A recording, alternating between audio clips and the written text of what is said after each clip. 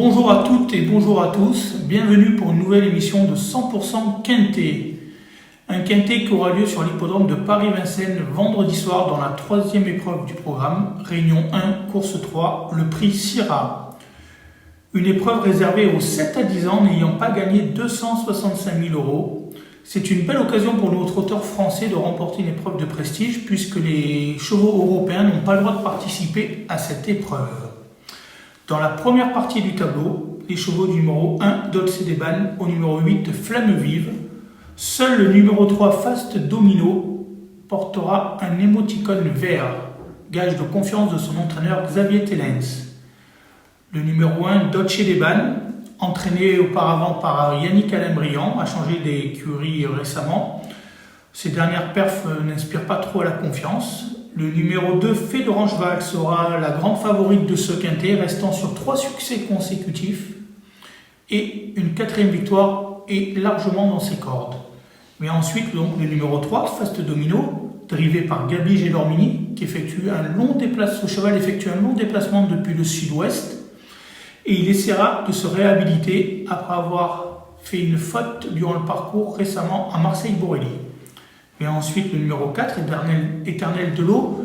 On s'attendait à mieux le dernier coup à Caen. Et c'est un cheval qui est surtout confirmé sur les parcours piste plate, qui manque de référence sur la grande piste de Vincennes, mais elle est capable quand même de prendre une 4e, 5e place.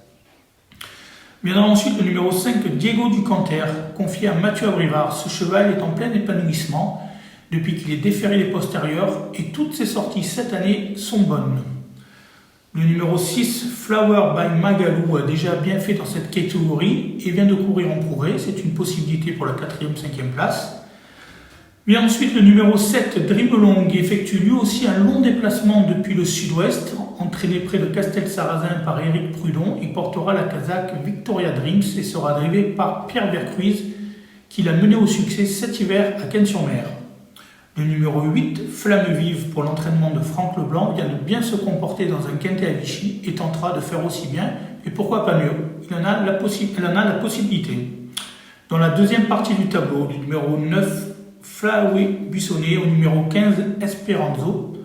Le numéro 9, Flaoué Buissonnet, entraîné par Jean-Philippe Moncolin, fait toutes ses courses et doit encore prendre une part active à l'arrivée. Viendra ensuite le numéro 10, Emeraude de B, qui ne doit pas être condamnée sur sa dernière sortie où elle était ferrée. Cette fois-ci, ça sera beaucoup mieux, confié à Franck Nivard. Le numéro 11, Diablo d'Erfray, délaisse le trot monté et tentera de se mettre en évidence. Le numéro 12, Elvis Devron, délaisse lui aussi le trot monté et aura fort à faire. Quant au numéro 13, Donuts de Ladoux, il fera partie des gros outsiders. Enfin, les deux derniers numéros de ce deuxième tableau, numéro 14, 55 Bond, qui partira également avec la confiance des frères Martens, son entraîneur Vincent et son driver Christophe, qui portera également un émoticône vert. Et enfin, le plus riche de l'épreuve, le numéro 15, Esperanzo, un ancien placé du Critérium des 4 ans, qui découvre un engagement de choix à la limite du recul. Nous allons passer au papier.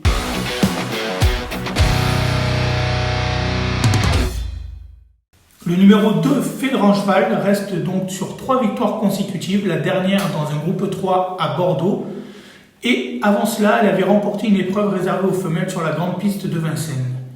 Dépendante de l'entraînement en grande forme de Manu Varin, un entraînement qui reste sur 11 succès en l'espace de 3 semaines, cette Fée de Rangeval, qui est aussi la sœur utérine de la très bonne Tagada, essaiera de remporter une 4e victoire consécutive. On la pense capable de réaliser bien faire et de réussir dans son entreprise. Le numéro 2, Fée de Rangeval, fera donc partie de notre sélection. Mais ensuite, le numéro 14, 55 Bond. Ce cheval a d'abord fait ses armes et ses preuves au trot monté, mais depuis l'été dernier et une victoire à Cannes-sur-Mer, son entourage, les frères Martens, a décidé de l'orienter à l'attelé, avec raison, puisqu'il a fait 3e d'un quintet cet hiver à Vincennes, alors qu'il devait rendre 25 mètres sur le parcours de 2850 mètres. Et il vient de remporter une épreuve similaire le 13 mai à Vincennes, toujours sur le parcours des 2850 mètres, où il avait également la lourde tâche de rendre 25 mètres. Cette fois-ci, il ne rencontre que des chevaux français. Il est bien engagé à la limite des gains et fera donc partie des premières chances de cette épreuve. Le numéro 10, Emeraude de B, est confirmé dans cette catégorie. Avant de réaliser un très bon meeting d'hiver à Cannes-sur-Mer, cette représentante de Benjamin Guts s'était également illustrée durant le meeting de Vincennes, remportant un quintet. C'est un élément qui est toujours performant quand elle évolue déférée des 4 pieds et elle s'entend à merveille avec Franck Nivard qui la connaît sur le bout des doigts. Cette Emeraude de B, on ne doit pas lui tenir rigueur de son dernier échec à Vincennes. Elle était ferrée, c'était son entraîneur Benjamin Guts au sulky. Cette fois-ci, il a fait appel à Franck Nivard, ça sent la course visée. Ensuite, nous allons donc, en 4e choix, nous avons décidé de retenir la candidature de Diego du Canter. Irréprochable depuis le début de l'année, il compte déjà 2 victoires depuis le début de l'année, donc. Et c'est un cheval qui court sa meilleure valeur depuis qu'il est déféré des postérieurs. Il s'entend bien avec Matteo Abrivard. Il aura aussi pour lui une certaine fraîcheur car depuis la fin du meeting d'hiver, il n'a couru qu'à 2 reprises.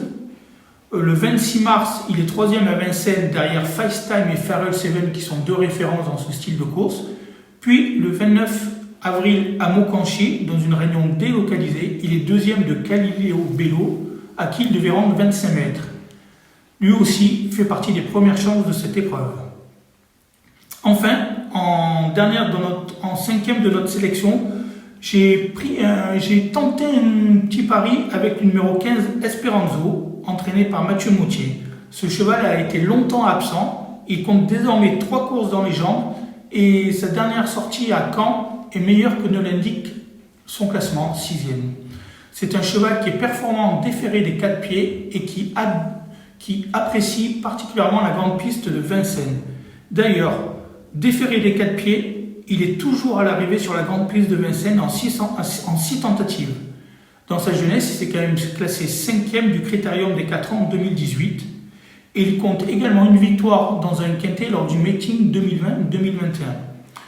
Ensuite, il y a des candidatures à retenir qui sont aussi capables de faire l'arrivée, comme le numéro 8, Flamme Vive. Ça sera une première pour Jean-Michel Bazir à son sulky. Elle vient de faire 2e d'un quintet à Vichy, battue par Farrell Seven. Et c'est une lauréate de quintet déjà sur ce parcours en début de meeting d'hiver. Elle a tout à fait le droit de jouer les premiers rôles. Le numéro 7, Dremelong, effectue le long déplacement depuis le sud-ouest. Il est entraîné près de Castel-Sarrazin par Éric Prudon, qui ne se déplace pas souvent à Vincennes, mais toujours à bon escient. Le seul petit problème, son manque d'expérience à Vincennes pour Dremelong, qui n'a couru que 3 fois, 5e, 9e et 5e. Malgré cela, il vient de prouver sa forme récemment à Marseille-Borelli et doit encore se mettre en évidence. Ensuite, Fallet Bussoni. C'est un cheval très régulier, mais qui n'a plus gagné depuis le 4 avril 2021 et sa victoire à Castillonnès. Malgré tout, sa candidature est à prendre en considération.